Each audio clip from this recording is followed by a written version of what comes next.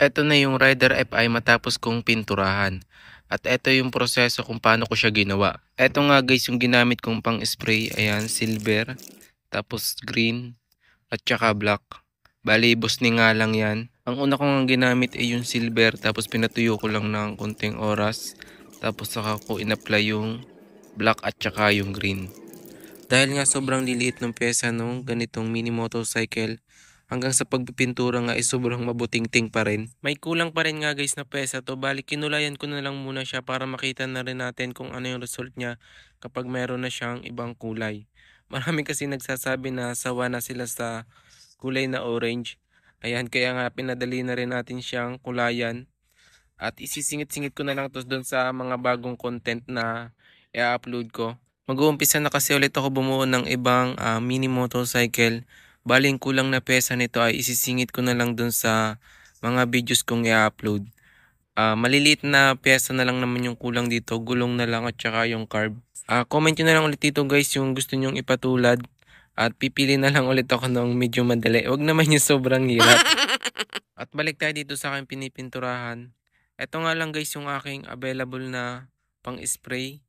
Ayan, kulay black at saka green at saka silver. Meron namang red pero hindi ko siya alam kung saan siya babagay kaya hindi ko na rin siya ginamit. Bali ang ginamit ko nga lang ay tatlong kulay lang. Ayan, black, silver at saka green. Pinatuyo ko nga lang ito maghapon tapos kinabukasan ko na siya binuo. Ayan. Doon nga pala sa mga nagsasabi na sinasayang ko lang daw yung oras ko dito. Bumili na lang daw ako ng laruan para tapos na daw agad at hindi na ako mahirapan. May point din naman talaga kayo doon na bumili na nga lang ng laruan para hindi na mahirapan.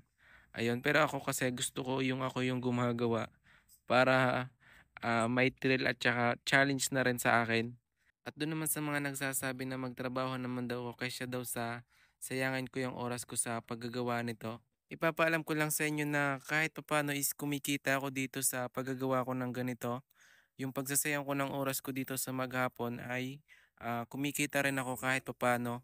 At balik tayo ulit guys dito sa aking ginagawa. Ayan, binubuo ko na siya. At eto na nga yung kinalabasan nung kulay. Hindi man perfect yung pagkakakulay ko pero ayos na din. Hindi kasi ako masyadong kagalingan sa pagkukulay lalo na sa ganito kaliit. Ayun, mas madali pang pinturahan yung malaki.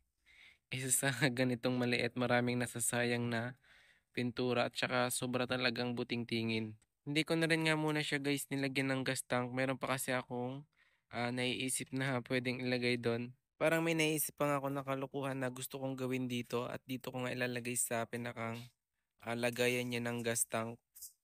Ayun, kaya eto na lang muna yung ating finished product. Eto guys, tapos ko na siyang i-assemble. Ayan, bali na itaas ko na rin yung kanyang hulihan. Marami kasi nagsasabi na itaas ko daw ng konti. Ayan at naitaas ko na. Sa una naman guys, kunti na lang yung function ng kanyang shock. Ayun, niluwag ko kasi ng sagad. At doon nga pala sa mga nag-PPM sa akin na kung magkano daw magpagawa ng ganitong mini motorcycle. Magkano daw yung aabutin. Magkano daw yung magpa-customize. Hindi pa nga ako nakakapagbenta nito kahit isa. At hindi ko masabi kung magkano ko siya ibibenta. Ayun. Baka kasi mabenta ko ng mahal at dumami lang yung basher ko. Kapag naman mabibinta ng mura, lugi naman ng mangyan. Baka sa shipping fee lang mapunta. At hanggang dito na lang muna ulit ito guys. Abangan nyo na lang ulit yung mga bago kong bubuin. Thank you for watching.